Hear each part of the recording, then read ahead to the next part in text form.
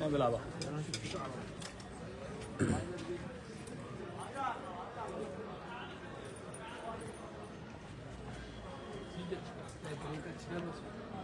بسم الله الرحمن الرحيم. الحمد لله رب العالمين، وصلى الله وسلم على نبينا محمد وعلى آله وصحبه أجمعين.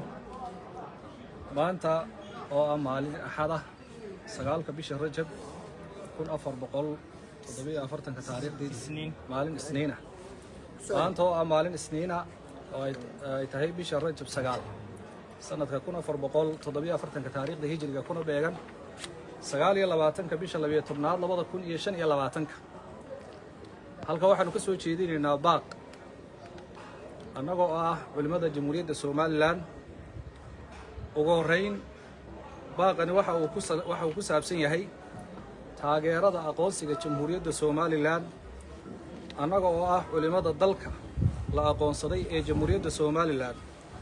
waxaanu halkan ku muujinaynaa mowqifkayaga ku saabsan aqoonsiga Jamhuuriyadda Soomaaliland.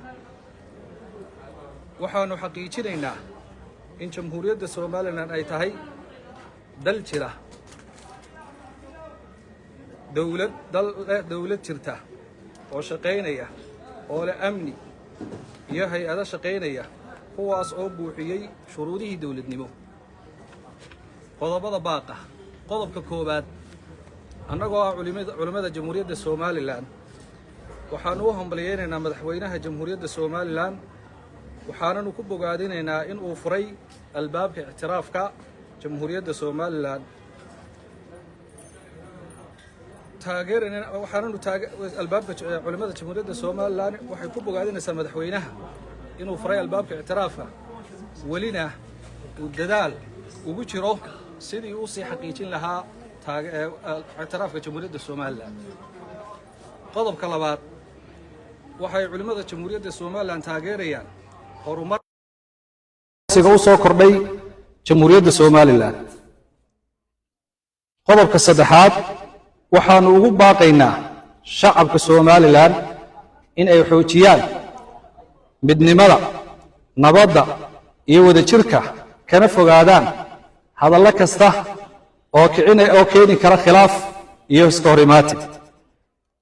qodobka afraad, waxaanu ugu baaqaynaa beesha caalamka, gaar ahaanna dowladaha islaamka, in ay si cadaalada u eegaan qadiyadda Jamhuuriyadda Soomaaliland, ay siiyaanna waxa ay xaq u leedahay oo agoon istaagga iyo inay noqoto dal jira oo caalamka waxa weeyaan ka mid ah dowladaha caalamka la aqoonsan yahay.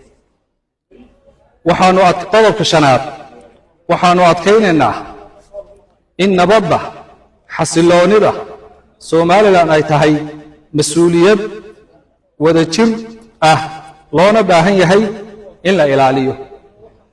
gunaanadka, aqoonsiga Jamhuuriyadda Soomaaliland waa arrin ku dhisan xaq, taariikh iyo maslaxad guud. taageeristiisuna waa doorasho mas'uuliyadeed oo ilaalinaysa diinta dalka Jamhuuriyadda Soomaaliland. wabillahi tawfiiq. ilaahay ayaa mahad leh.